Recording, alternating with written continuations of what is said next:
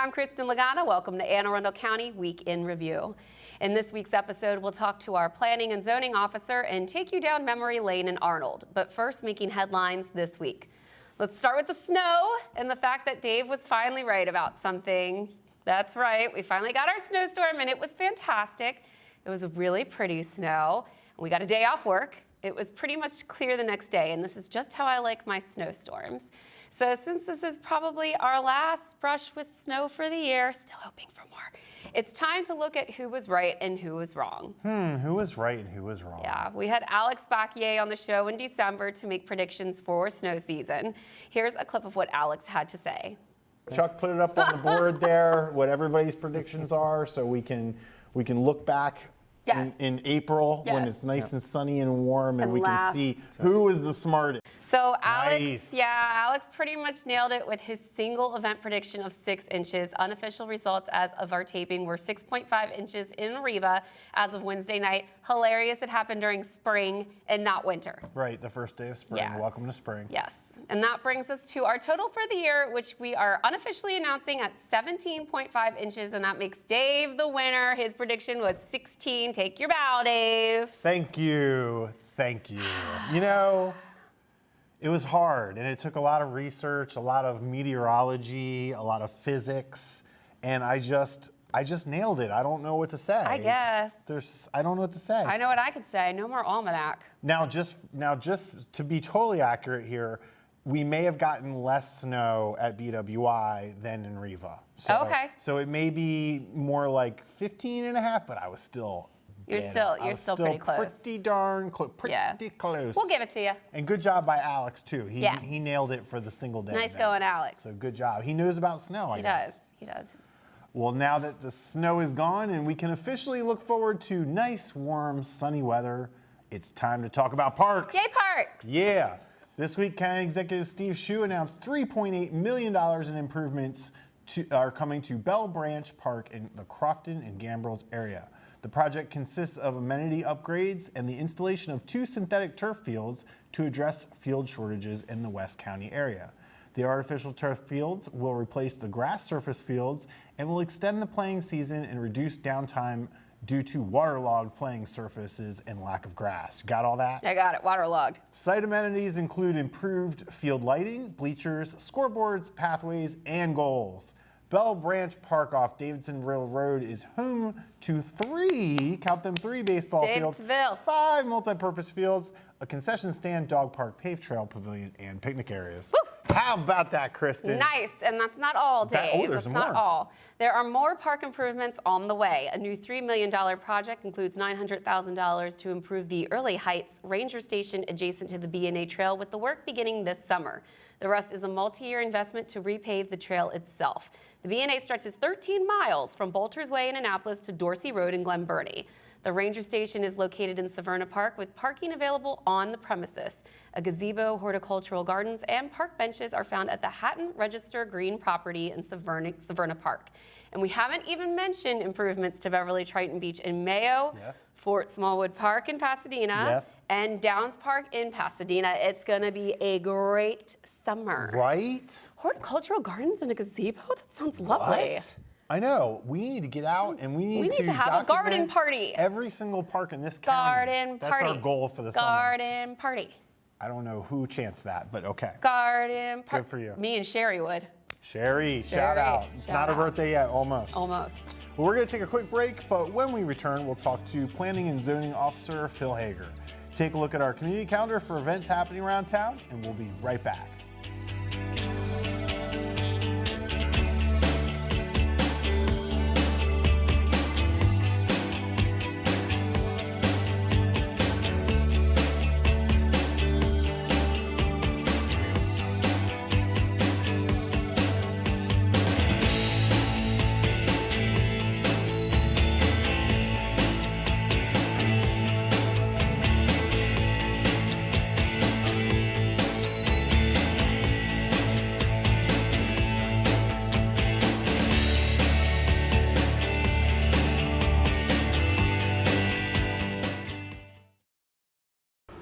What?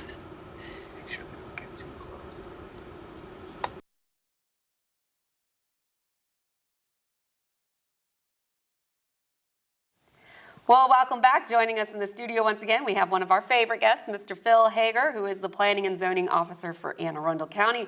Mr. Hager, welcome back. Thanks very much. I appreciate you inviting me back. We like having you back. You are always the guest with the best dressed feet.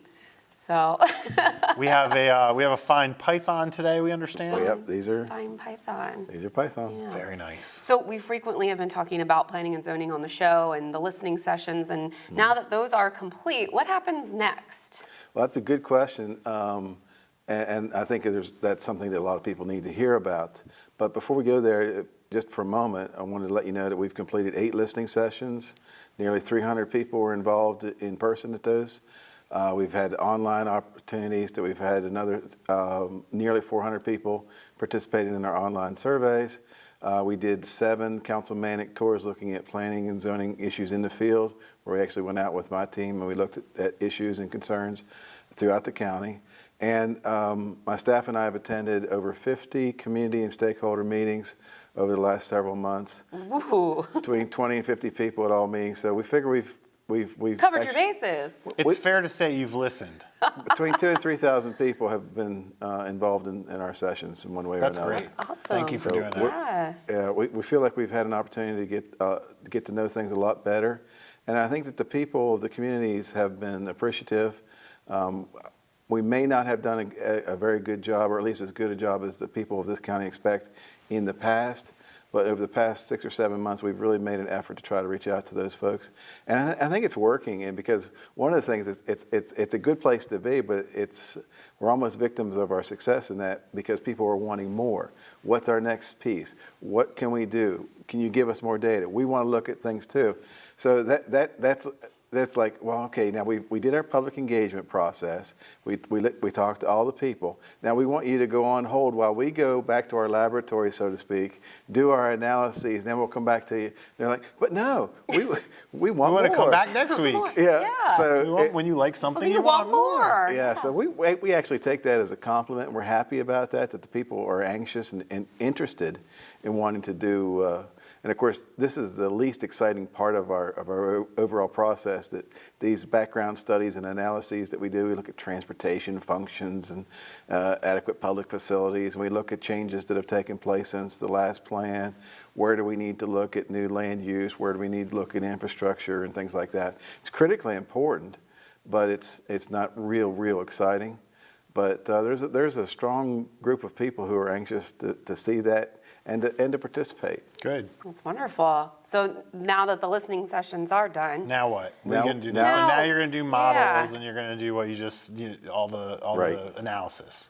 Right, and we're hoping to have that process complete by the end of the summer, so that we can begin, further community efforts and outreach, because people are going to be wanting to know what's next and what what's can the they do. result of Yes. them coming? Yep, that's right. Yes. And there were a couple things that I love this chicken and the egg argument, because I do the social media for the county and I see what people are saying, and online you get a lot of, oh, they're doing that. Well, where'd they get that idea from? Like, it's a bad thing that we took everything people said and made actions resulting from what they said. And I think one of them was the county executive smart growth package of legislation. It freezes zoning, no upzoning until the GDP, General Development Plan, is complete. It help me out here. It puts teeth into the small area plans and forces a review of the small area plans, which everyone was talking about. One of the difficulties of the General Development Plan, or any other comprehensive plan, is that it is not in and of itself a regulatory instrument. And people say, well, it's in the plan, so it has to be. Well, the plans, time and time again, have been held by the courts, and this is how they're established in the land use article of the Annotated Code of Maryland. They are a guidance document. In order to fulfill what goes into the plan, or that guide, or that idealistic document, is regulation changes, rezonings, new ways of doing things, new policy edicts, things like that. And that's how you implement the plans. And in particular, we've heard a lot of different concerns from the public over the last 6 or 7 months. And I appreciate having an administrative office that listens And we've sat down and talked about a lot of these things, and the executive has moved forward with this smart growth package that includes a resolution to enact a moratorium on rezonings until the GDP is complete. It's looking at the modifications process. It's looking at more stringent standards for variances and special exceptions. It's looking at transparency issues like increasing the notice requirements for special exceptions, variances, in the community meetings, all in an effort to make sure that the people have an opportunity to be engaged. And it's clear that in this county, the people are very much interested in being engaged, and we want to make sure we do what we can to facilitate that process. Now, 2 decades ago, we had small area plans. What is that, and are we going to implement that again? A decision was made in 1997, and that decision probably wasn't made very public, but that decision was to abandon the 16 small area plans and their processes that they had just spent the last 15 years preparing.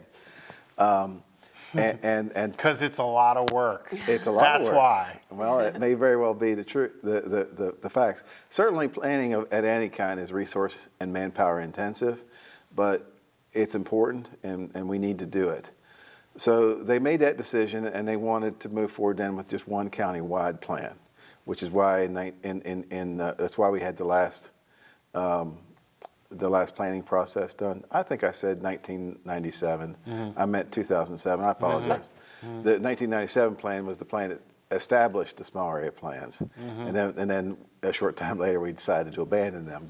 And real quick, just as a point of clarity here, a small area plan is basically you put together a committee of residents for the different geographic areas of the county, and they come up as a citizen-led kind of what they want the community to look like. Well, they Is certainly that accurate? participate. The planning process, the plans are actually prepared by staff.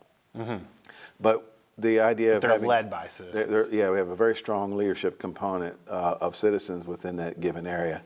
When you break the county into smaller pieces geographically, then you're able to tackle issues at a micro level. You're able to get into things at a greater level of analysis and specificity that isn't possible when you look at things countywide.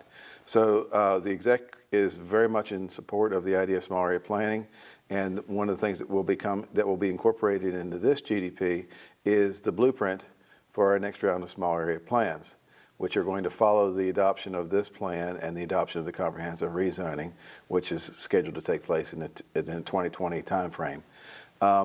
And there's legislation that's proposed right now to actually mandate that small area plan so that we can't make a casual decision like we did in 2007 to simply abandon something that we've invested in. So it will be very difficult. That's the teeth. Okay, That's the got teeth on that, absolutely. And a quick question, Phil, sorry to interrupt. There's so much detail here, and I'm thinking about what people are saying as you're answering the question. The moratorium on zoning changes, that is, we always say that is until the conclusion of the GDP. If I'm sitting back and I'm wondering, well, what does that mean? 6 months it's over or something like that? Can you have an idea of how long that will probably be in place? It's our expectation that we're going to be delivering a completed draft plan to the Planning Advisory Board in December of 2019. Okay. So the end of next calendar year. Yes.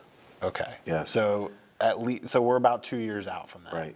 So 2 years, no zoning changes. Right. And it's important to note, too, that going back to the topic of small area plans just for a moment, an awful lot of work went into those plans that have now been abandoned, and we don't want the work that was done to be abandoned, nor do we want the people who participated in that process to feel that their work wasn't worthy. So one of the things that we're working on right now, and the exec has directed us to resuscitate the old small area plans that have already been done, breathe life into them, go back and look at the recommendations of those plans, see what was recommended, what's still viable, what do we want to do, and that can become some of the baseline work for moving forward as a jumping off point for this GDP. Well, Like a good plan. What else are you going to do? What else? That's great. What else are you going to do? Well, we're also working on a parole plan. Okay.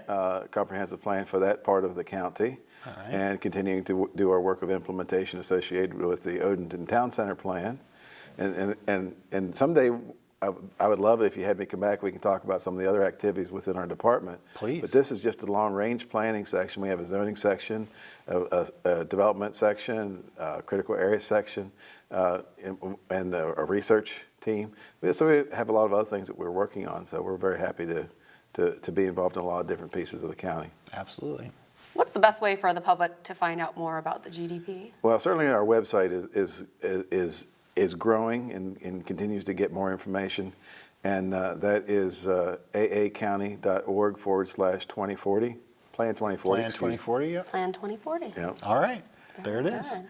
Well, we thank you so much for taking your time and coming on. It's always so wonderful to have you here. And yes, please come back and let us know about the other things bet. that You bet. you do. So- Next time on Week in Review, Next time. R2 versus R5. What does it mean? We appreciate all that you're You bet. doing Thank you very with our much. county and all the work you do. We'll be right back with more Week in Review right after this. Don't go anywhere. If you smoked, this new lung cancer screening could save your life. Visit SaveByTheScan.org. Welcome back. Arnold has its very own local historian, and she has a book out detailing the change in the town over the years. Sara Gannon has more. Sarah?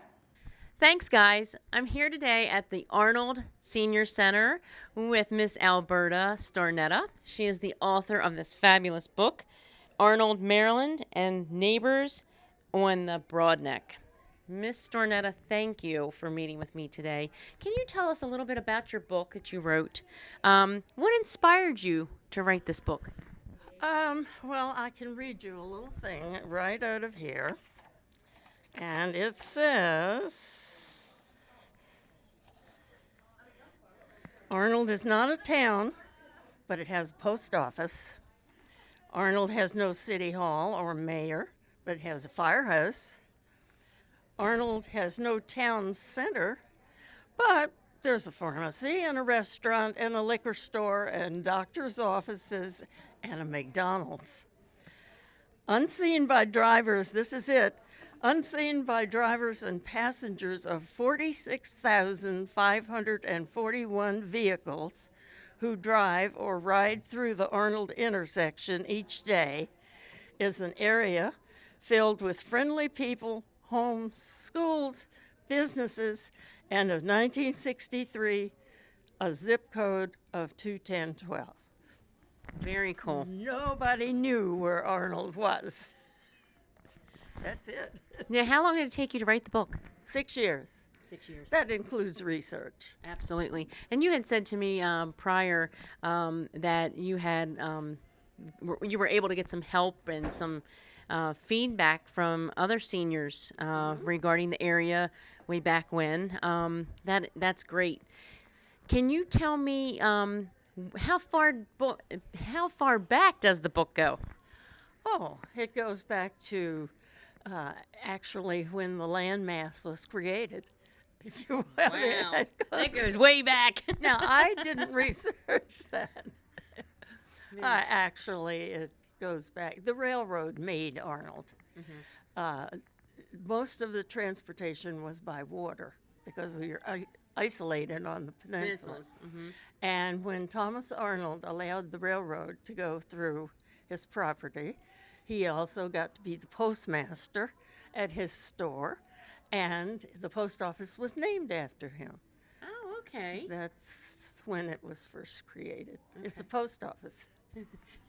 Arnold was named after the post office. That's Right. very interesting. And he's buried out in the church cemetery. Okay. Now, where can folks get your book? At the Arnold, let's see, what's the name? The pharmacy in the Depot Shopping Center. Okay. Neil McGarvey, Now, how much is the book? $29. Okay. That includes tax. Okay. And Mr. McGarvey also sells other books that are written by local people as well. Oh, okay. Good to know. Good to know. Now, other than those stores, is there any other place that you can get the book? Is it at the library also? Yeah, there are 5 copies circulating in the Arundel libraries. The Providence Center up on Ritchie Highway has them for sale. My dentist, I don't think you want to go there. And then personally, I will sell them. Okay. Now, how can they get in touch with you if they would like to purchase a book? I can't pass out that many cards. Okay. Contact me through the Arnold Preservation Council. Okay, and we can we'll have that email up, and we can get that email address to folks also. That way they have it. Okay. Okay. We can do that. Okay. Yes, because the Arnold Preservation Council, they are they operate and Yeah, they gave you the berries the other day, didn't they? and they also they do a lot for the Arnold community. Well, thank you, Miss Alberta. I appreciate your time today, and it's good to see that we have our local history that's preserved. I think a lot of our young people today need to stop and smell the roses and learn this stuff. They need to know where they're coming from and where they live currently. So I really appreciate You your time. people, too. That's right. Absolutely. Absolutely. History's lost. History's lost. So like you, it's good to see that it's still being preserved. So thank you for doing that. And back to you in the studio. Thanks, Sarah. We sure love our history here at Week in Review. We do indeed. We are very into history here on the show. So we kind of made history, I guess. Yeah, with, snow. like nothing all winter, and then all of a sudden we got I dumped on. know. I'm glad I finally got my snow day. You know how much I love snow. It was a nice snow day. It was beautiful to watch, and got some stuff done around the house. Went to have lunch out, which is always fun when you're in the Baltimore city. Stuck for a snowstorm. You can walk around. Places are open. You find somebody who's open. Yeah, it's definitely better to be in the city on a snow day. 'Cause Yeah. You just walk. Yeah. A lot of people have basketball on, even though everyone's brackets are pretty much shot at this point. So I like it like that. I'm having fun watching the games because know. there's no dog in the race. It's I just, kind of wish that UMBC was still in it, though. I was so Yeah. excited. I was you got to watching admit, you that had game. a That was feeling. close. You had a feeling that was kind of a fluke, and Yeah. you know, it didn't mean just because they beat the tar out of Virginia, it didn't mean that they were like this powerhouse team that's going to. No, but it's kind of weird. I'm wondering, looking at this year, if it's the season, if it's the year of flukes. I mean, the Eagles won the Super Bowl. Ooh, burn Eagles! No, it's not a burn against the Eagles. Kinda It's was- just that they was kind of a normally burn. don't even get to the Super Bowl. UMBC Like ever. won against Virginia. That was crazy. Mm-hmm. I mean, are we going to have a World Series with the Brewers and the White Sox? What's going to happen? Like Maybe the Padres. or the Padres. Oh my the poor goodness, Padres. poor Yeah. Padres. This has been a crazy year. But yeah, why not throw some snow on the first day of spring? And it's not the craziest. We have had snow mid-April before. I remember because I was working a household hazardous waste day, and I thought, it's April, I'll be fine. Freezing and Shout out to numb. Hazardous Waste Day. What up? Yeah. Numb, like by 3 p.m. and I'm all blue because I'm outside and didn't dress warm enough. Isn't it funny how now? And it snowed. Yeah, isn't day. it funny how now that we're all connected digitally so much and we have Facebook, it gives us the reminders of what happened, you know, a year ago, 4 years ago. Yeah. And you see that this happens like pretty regularly to us. Yes, it does, I mean, right around and this I time. did it again, Kristin. I fell for it. I do it every year. I promise myself I'm not going to do it at the beginning of the season. I won't fall into that Maryland mentality when it comes around March 15th and I'm like, oh, it's going to be warm now. And Bring out my spring clothes? Winter's No. over. Every single time I do this, and No, then it no, snows, no. and people go, "Why is it snowing?" Do you have It a always wardrobe? does that. Do you have a wardrobe change-out box? Do you have that? No. Okay, so I have a box, and when it's wintertime, my summer clothes Is are it in fireproof and locked, and Yeah, is it pretty much. metal? There's a code to get in. No, it's like a Rubbermaid box. Okay. And it sits in the basement because I don't have enough room upstairs to have all my clothes. So Interesting. I have the summer clothes in the box right now, and then usually you change over when spring comes around. I didn't know you were so organized. Thank you, I think. Wow. And it's been getting later and later and later in the year, these past You're couple getting ready to years put it that away. I'm getting ready to take it out and bring out the summer clothes, and I don't need them yet. So you have your So- boots in there. So I'll be Some putting nice my boots waterproof away, boots. all that stuff. Yep. That's pretty impressive. Yeah, so I was completely unprepared. I'm late on the change out compared to past years, but it is funny that you say the thing about when you look back at what you did a year ago. Because speaking of falling, I fell this year Why are you down my pointing front at me? steps. Remember, I fell down my You front fell steps? again? No. I fell years ago. I had Oh, it. good thing you didn't fall again. No, I didn't fall again, but I had fallen back in February when we had a bunch of ice. Yeah, and is that baby healed We're good. yet? We're good. We're good. We're on the Okay. path. But I noticed back in 2013 that I had also fallen. So So thanks, Facebook, for reminding me that I'm a klutz. Those algorithms are amazing. They have a way of really tweaking you, don't they? Yeah, it does. It's been. Sometimes you're like, really? Nah. I didn't need to see that. I didn't need to see that, yeah. And then you're like, why did I post that the last time? Why did I do that? But I'm not going to say it, and that's why I'm glad that you included it in the snow story. Maybe we might not be done. We're done. I don't know. No, because the other thing I know is... We have had Halloween snows. The other thing I know for a fact... For a fact. ...is that April 4th is the first day where it's like, wow, it is nice out here. No, I just told you I was working Household Hazardous Waste Day, and it was April 19th. You could be Kristin. wrong. You could be... Are you serious? Forbid. Are you You just might doing be this so you wrong. get the snow totals right? I'm saying I'm not going to not welcome more snow. I'm going to embrace it if it comes. I'm in the minority there. I think Alex won fair and square. No, Alex did a I think great you job. should not try to run out the string here. What kind of influence do I have here? Well, I mean... Hey, Mother Nature, make it go What one date more did time. you say that was? April what? April 19th. Oh my God, no. That was 2 years ago. No way. See, I'm doing it again. I'm doing it again. Just deal with it. It's like winter's not over until it's over. But the calendar told us it was over. The calendar said first day of spring. Hello? I used to think the first day of spring was, for me, actually opening day, and that's next week. So. Yeah, they were showing all the pictures of Nat Stadium completely covered in snow and saying we have a game on Thursday. Oh, but it melted, so that was funny, guys. Yeah. But anyway, well, we hope for no more snow, right? No more We're snow. We done. hope everybody was safe and Yes. warm, and that you enjoyed it within the nice confines of And it your was home. perfect snowman making weather too. Did you make a snowman? No, I had a snowball fight. Oh, just as good. Yeah. Thank you. Poor Will. Probably got a snowball in the face. Pummeled. Ooh. God, those girls from Davidsonville. I used tactics like paintball. Oh, I'm sure you did. I don't like to lose. No, you don't. Well, that wraps up this week's edition of Week in Review. You can watch this episode and archive episodes online anytime on Facebook or YouTube by searching for Arundel TV. Please tune in again next week for more highlights and news from around the county, and we'll see you next time.